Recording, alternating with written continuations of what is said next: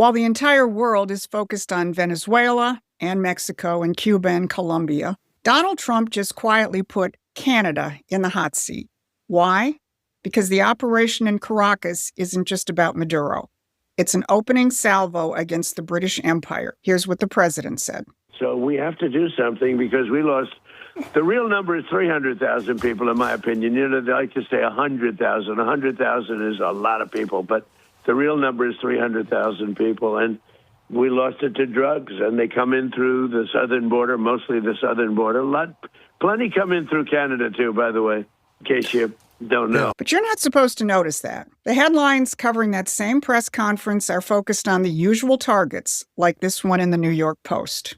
But while the empire's American propaganda arms want you focused on those usual suspects, by Sunday, the Canadians had figured out what I just told you.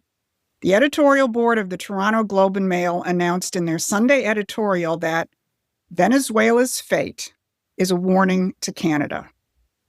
Meanwhile, the rest of the narrative is being played out by the press, like the New York Times, which says that this is another regime change operation out of the Bush playbook and that it's going to split the MAGA movement. And of course, the New York Times' favorite new political figure, Marjorie Taylor Greene, played her part in feeding into the MAGA split narrative. Meanwhile, the Democratic Party is playing its assigned role in the narrative, shrieking about Trump's actions, and some are already calling for his impeachment. But here's where it gets interesting.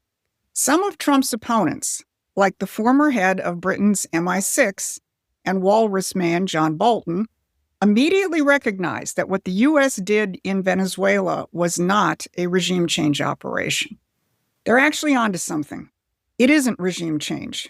It's a surgical strike against the British Empire's irregular warfare, and a key component of that, which we have long called Dope Inc., the nexus of narcotics trafficking, terrorism, and the City of London's centered banking system. And today we're going to break that down. I'm Susan Kokinda. I've been tracking this since the 1970s, watching how the offshore banking operation was set up to sidestep regulation, sovereignty, and law enforcement.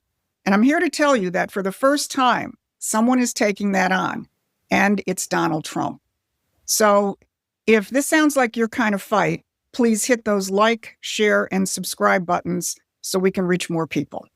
Here's what we're going to cover today. First, it's not regime change, and the empire knows it.